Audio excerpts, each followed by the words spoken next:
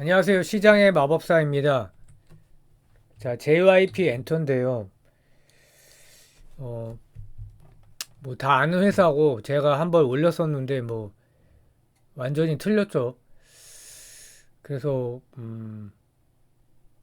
오늘 다시 한번 살펴보려고 하는데요.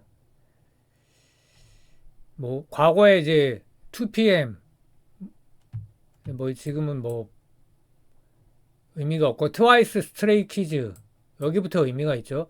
있지 엠믹스 니쥬 등의 이제 그 아이돌이 있고요. 아티스트가 있고 매출 항목별 비중을 보면 음반이 34%, 그 다음에 콘서트가 19%, MD 21%, 그 다음에 스트리밍 이렇게 되고요. 당연히 이제 곡이 좋아야 되니까 음반 판매량, 뭐 공연 모객수, 그리고 아티스트 관련 리스크, 뭐 재계약, 해체.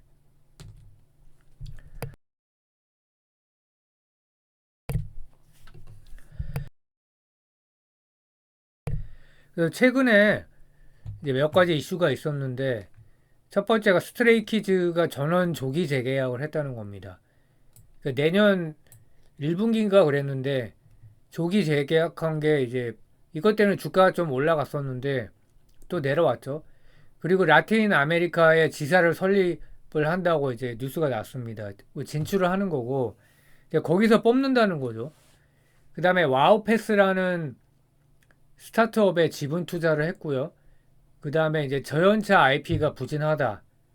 이제 이게 가장 심각하고 JYP에 대해서 이제 부정적으로 보는 리포트가 다 이 내용이고요.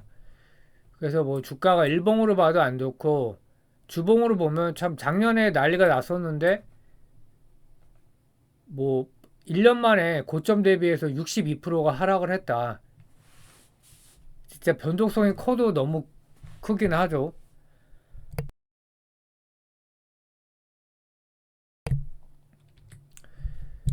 그래서 스트레이키즈가 전원 조기약 재계약을 했다. 그래서 이거에 대한 평가가 박준영 특유의 커뮤니케이션 능력, 좀 교주 같다는 생각을 했고요. 사실 지금은 이제 부정적인 뉴스가 너무 많이 나오니까 이런 얘기가 해도 좀 와닿지가 않죠.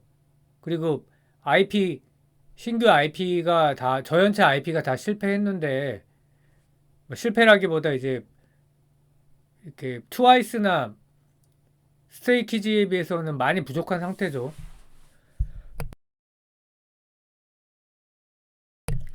무슨 능력이 있냐 할 수도 있지만 이 골든걸스라는 KBS 프로그램을 보면은 다 박진영 씨보다 나이가 훨씬 많단 말이죠. 박미경, 뭐 이은미, 인순이 씨는 뭐 거의 70이 다 되어 가시는 분이고 근데 굉장히 조율을 잘하는 모습을 봤어요, 제가. 그래서 진짜 리더는 아무나 되는 게 아니구나. 그릇이 커야 되고 신상필벌이라고 하죠. 혼낼 때는 확실히 혼내지만 이 사람을 이제 뭔가 이제 동기부여 같은 걸 잘 하는 것 같아요. 그게 이제 말은 쉬운데 정말 중요한 능력이고, 그러니까 그 직선제 학생 회장이었다고 그러죠. 배명 고등학교 때. 그래서 리더십을 증명을 했다. 그 YG 엔터는 블랙핑크와 재계약을 했지만 개별 활동은 이제 실패를 한 거죠. 재계약을. 그리고 하이브가 미니진 사태 때문에 난리가 났고 지금도 또 아직도 종결된 게 아니고 CEO가 이제 교체된다고 오늘 뉴스가 나왔어요. 이게 이제 부각되는 시기가 저는 분명히 있을 거라고 생각을 하고요. 회사와 신뢰의 기반이다. 그러니까 8명, 4명만 돼도 많은데 8명 전원이 재계약한다는 거 이게 이제 보통 어려운 게 아니죠. 그리고 이제는 아티스트이기 때문에 자존심이 있겠죠. 자기의 어떤 주관도 생기고 근데도 재계약을 했다는 거는 대단한 것 같고 트와이스 재계약 후 제2의 전성기.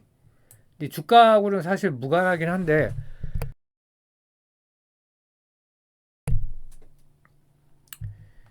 그러나 어쨌든 어떤 회사의 질적인 역량을 평가할 때 분명히 이제 들어가는 요소다. 또 하나는 이제 라틴 아메리카에 진출을 한다. K-팝의 현지화 2단계죠. 아시아, 중국, 일본에서 성공을 했는데 현지 법인을 설립을 해서 이제 오디션 프로그램을 통해서 이제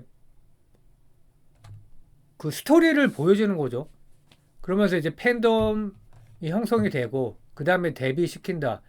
그러니까 데뷔하기 전에 이미 인지도가 있는 상태가 되는 거고 제가 생각해도 참 신박하다. 그래서 훈련은 이제 JYP 프로그램으로 시키겠죠. 어, 그래서 뭐 JYP는 남미고 SM은 이제 영국의 그 보이그룹일까요? 하반기에 이제 데뷔한다고 하죠. 또 하나가 이제 와우패스에 지분 투자를 했는데 사업 다각화 차원이다.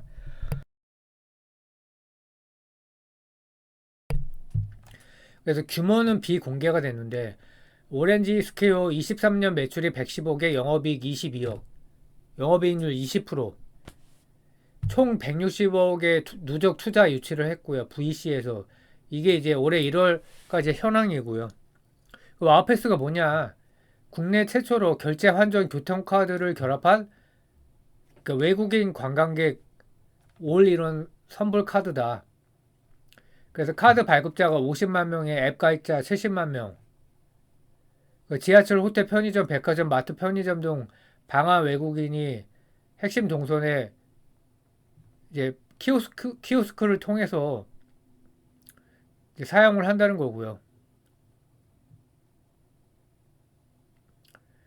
뭐 모바일 앱으로 예약을 하고 그래서 150개인데 400개 이상으로 빠르게 확대 설치해서 발급과 충전이 가능한 인프라를 완성한다.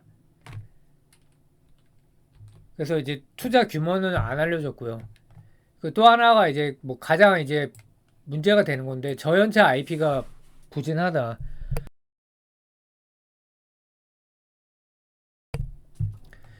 트와이스가 이제 벌써 횟수로 10년이 됐고요. 스트레이키즈도 상당히 됐습니다. 7년 차. 횟수로 7년이고요. 근데 이제 이게 이제 뭐 제품이지만 인간이기 때문에 이제 새로운 이제 그 젊은 팀이 나와야 되는 거죠. 그 30대가 되고 뭐 더 그 이상 나이가 들면은 사실 팬들도 늙고 나이가 들면 사실 시들시들해지죠. 저도 뭐 그렇고 그래서 계속 새로운 IP가 나와줘야 되는데 근데 이 골든걸스라는 걸 보고 좀 신박하다 생각을 했었어요. 왜냐하면 나이든 걸그룹이다. 가창력은 4명이 다 엄청난 가창력의 소유자였고 근데 이제 이게 뭐 어떻게 됐는지는 모르겠지만은 뭐 새로운 시장을 실험을 했다는 거죠. 그 인구대가 많으니까 이 시장이 이제 조금이라도 열리면은 사업 다각화를 할 수 있는 건데 글쎄 뭐 별 얘기가 없는 걸로 봐서는 이제 그렇게 반응이 시원찮았던 것 같고요. 근데 저는 뭐 굉장히 그 재밌게 봤었고요. 그러니까 이런 걸 보면 외부에서 볼 때는 물론 저연차 IP가 부진한 거는 분명히 문제인데 내부에서는 굉장히 많은 그런 아이디어를 짜내고 있다 이렇게 보이고요. 4분기에 이제 라우드가 데뷔를 하고 보이그룹 옛날부터 이제 데뷔한다 그러다가 이제 드디어 데뷔를 하는 것 같고요. 올해 이제 V차하고 넥스지 근데 넥스지 둘 다 이제 아직 반응이 별로고 2022년에 엠믹스도 아직도 별로고 밴드죠. 엑스디너리 히어로즈 뭐 저는 밴드 음악을 좋아하기 때문에 괜찮게 들었는데 반응이 뭐 그저 그렇고 2020년 니즈 2019년 있지 그러니까 이 연차가 꽤 되는데 엠믹스도 그렇고 이게 이제 좀 부진한 거죠. 특히 있지 같은 경우가 좀 아깝게 생각이 되는데 니즈도 그렇고 니즈는 이제 일본에서 활동을 하니까 뭐 아직도 이제 두고 봐야겠죠. 그래서 주가는 신인의 성장세가 중요하다. 그래서 아마 니즈우가 오늘 미니 음반을 발매한 걸로 알고 있고, 넥스지의 일본 데뷔도 이제 곧 하고요. MX의 컴백. 그래서 이제 뭐 언제든지 터질 수는 있으니까요.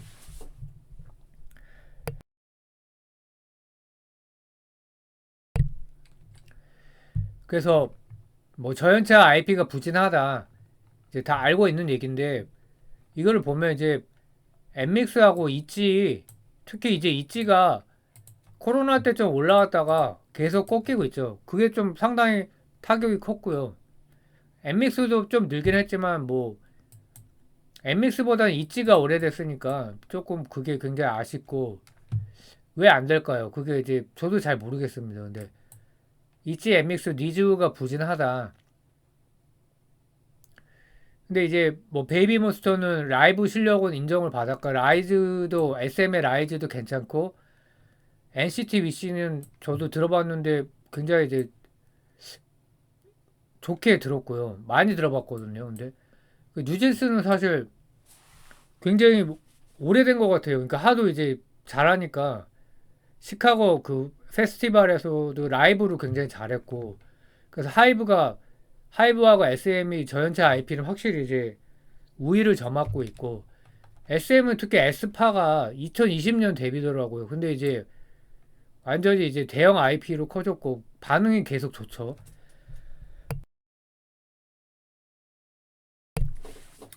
그 에스파 음악은 저도 뭐 많이 들어봤는데 그냥 억지로 좋은 게 아니라 상당히 이제 좋게 들었고 음악성도 있다고 판단이 되고 어떤 독특한 세계관 같은 게 느껴졌거든요. 들으면서. 그래서 에스파가 상당히 왜 그렇게 대단한가 그거를 이제 개인적으로 느꼈고요. 그 넥스트가 이제 아직 부진한 거죠. 그래서 스트레이키즈가 음반 발매와 월드 투어 진행을 하면 뭐 계속 하반기 얘기가 나오고 있죠. 뭐 조금은 반등을 하겠죠. 근데 일단 신인 성장세가 이제 중요하고, 그래서 1Q가 매출은 15.6% 늘었는데 영업이익이 20% 감소했다.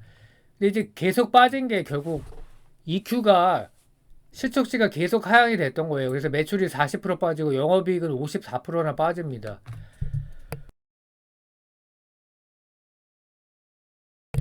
그래서 뭐 상당히 쉽지 않은 상황이 되고 있고, 그 매출이 10배가 넘게 들었죠. 그래서 뭐 14배 정도 되나요? 2014년. 그 영업이익은 83억에서 1700억이니까 이거는 뭐 20배가 늘었고 진짜로 10년 사이에 그렇게 됐죠. 그러니까 어마어마한 거고, 이게 더 대단한 게 영업이익률이 옛날보다 더 높아요. 그러니까 이게 이제 굉장히 컸던 거죠. 거의 30%를 유지하고 있으니까. 작년이 뭐 거의 최고였죠. 그래서 400억대를 찍다가 21년도에 579억 했다. 22년도에 이제 급 상승을 했는데 사실은 이제 어떤 포스트 코로나 이펙트가 끝났다고도 볼 수가 있고, 그러니까 몇 년간 좀 쉽지 않을 것 같다 그런 생각이 일단 들고요. 그러니까 증권사 실적 전망을 보면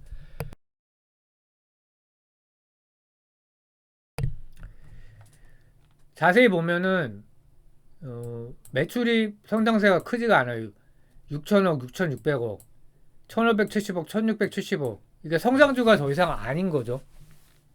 그러니까 PER이 이제 올해 16배, 내년은 15.4배인데 이제 계속 뭐 역사적 저평가 구간이라고 했지만 성장주가 성장을 못하게 되면 이제 PER을 높게 받기는 어렵죠. 그래서 다시 성장세를 보여줘야 되는 거고 뭐 당연하죠. 그래서 올해 이제 예상 단기순이익에다가 PER을 22배를 곱하면 2조 8천억 해서 뭐 이제 목표 주가 8만 원, 여기서도 8만 원 나오는데 글쎄요. PER 22배를 찍어 주려면 기계적으로 나오는 게 아니라 뭔가 이제 트리거가 있어야 되는 거죠. 뭔가 이제 성장하겠다 이런 거. 그러니까 요거는 이제 좀 더 긍정적으로 본 건데 뭐 1,500억에서 1,900억 그러면 400억 30% 성장이죠. 그 다음엔 또 성장세가 둔화되는데 큰 의미가 없고 이제 저연차 IP가 얼마나 해내냐 그게 있고요.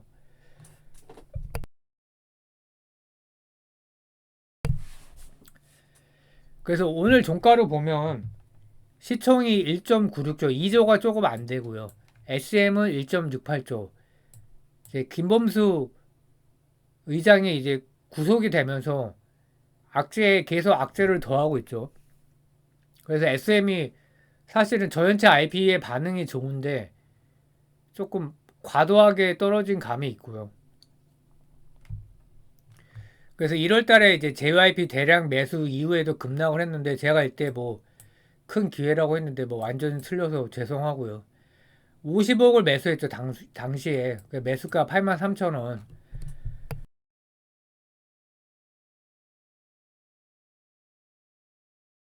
근데 이제 개인적인 생각으로는 50억이나 매수한 가격이 83,000원이면 이 가격까지는 갈 가능성이 높다 이렇게 생각을 하고요. 55,000원이니까 뭐 대략 50% 정도는 이제 상승 여력이 있는 거죠. 근데 이제 그런 근거가 좀 부족한데 일단은 뭐 전원 조기 재계약해서 CEO 역량이 있고 근데 이제 이거가 지금은 이제 별로 평가를 못 받는 거죠.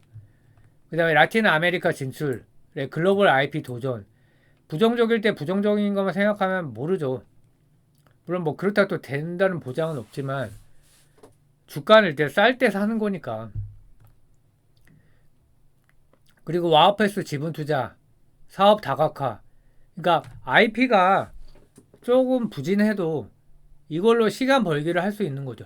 매출을 다각화하는 거로도 볼 수 있죠. 그래서 추가 지분 투자를 분명히 논의를 하고 있을 거예요. 어디 할지는 우리는 모르지만 유능한 경영진이라는 게 바로 이런 거죠. 그럼 IP가 성장하는데 시간이 걸린다. 그 PD를 사실 잘못 뽑아서 그럴 수도 있거든요. 프로듀서. 뭐 그런 것도 여러 이제 지적들이 있어요. 근데 이런 사업 다각화를 하든지 PD를 뭐 잘 뽑아서 트렌디한 PD를 뽑던가 뭐 여러 가지가 있어야겠죠. 그래서 저연차 IP가 부진한 거 저는 이제 말씀드렸듯이 입지가 이제 좀 아쉬운데 그 SM 하이브 대비 역량이 부족한 거 아닌가라는 이게 이제 사실 냉정한 평가죠. 에스파하고 NCT BC 라이즈까지 괜찮거든요. SM은 하이브도 그렇고 여러 이제 신규 IP들이 있는데 반응이 괜찮단 말이죠. 그러면 역량이 좀 부족한 거 아닌가.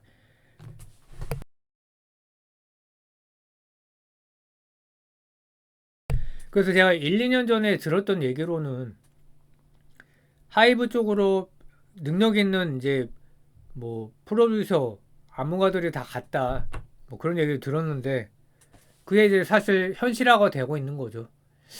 그래서 뭐 지금 이제 계속 떨어지기 때문에 뭐 주가가 아직도 바닥에 잡혔다고 할 수는 없죠. 그래서 뭐 바닥이니까 막 사라 이렇게 말씀은 못 드리지만 부정적일 때 부정적인 것만 보는 거는 또 그렇게 하면 못 사죠. 그래서 뭐 최소한 분할 매수는 해볼 만하지 않나. 그리고 이런 기사가 났을 때 주가가 어떻게 반응을 했나가 중요한데 반응을 했거든요. 지금 또 그리고 엔터 쪽에 악재가 터지면 같이 팔아버려요. 그러니까 엔터 자체에 대한 전체 매도기 때문에 그런 경우에는 오히려 나쁘진 않다 이렇게 생각을 하고 있고 뭐 계속 지켜봐야 될 것 같고요. 뭐 분할 매수할 가격은 되지 않나 저는 그렇게 보고 있습니다. 감사합니다.